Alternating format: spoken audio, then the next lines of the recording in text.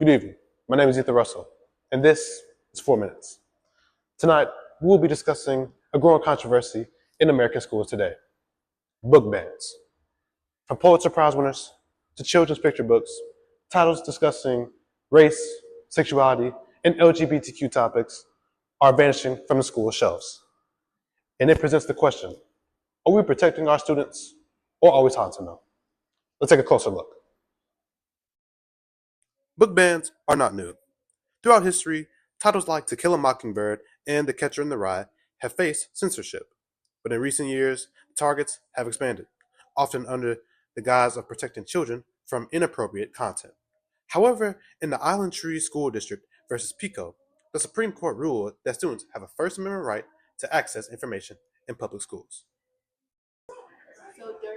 Inside the classroom, educators like Ms. Lachey Johnson are witnessing the impact firsthand. When you remove books that explore race, identity, the LGBTQ plus experiences, you're telling some students their stories don't belong. These books foster empathy and critical thinking. We're not just teaching literature, we're preparing citizens. Research supports her concerns.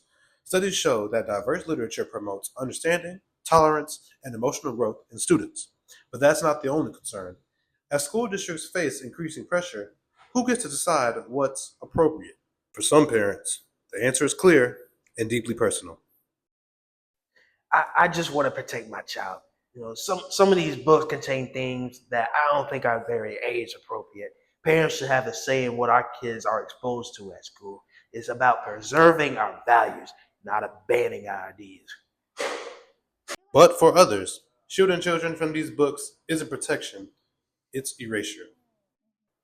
As a parent, I want my child to learn about the real world, its history, its people, its complexity. Shielding them from these stories won't protect them. It'll leave them unprepared. Education should challenge, not coddle. Librarians and educators are increasingly caught in the crossfire, some even facing threats or losing their jobs.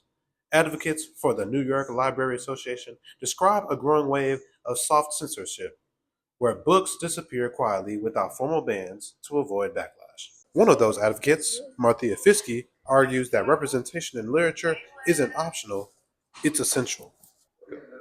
Books like The Hate You Give, Looking for Alaska, All Boys Aren't Blue, The Kite Runner, and Genderqueer, a memoir, open up necessary conversations about race, identity, and self-expression. These stories are the lived experiences of so many young readers. Removing them doesn't make those realities disappear. It makes those students feel invisible. You're erasing history. When you erase history, that history is doomed to repeat itself. And when you erase and cause oblivion in future generations, that is the detriment to our children, detriment to our future. You are destroying the future. Book bans start with a title, but they end with a message that only some voices are worth hearing. In the debate over what we should have in our school classrooms, we must ask this question: will we continue to educate our students? Or will we silence their past, their present, and their future? This has been 4 Minutes with Ethan Russell. Good night, everyone.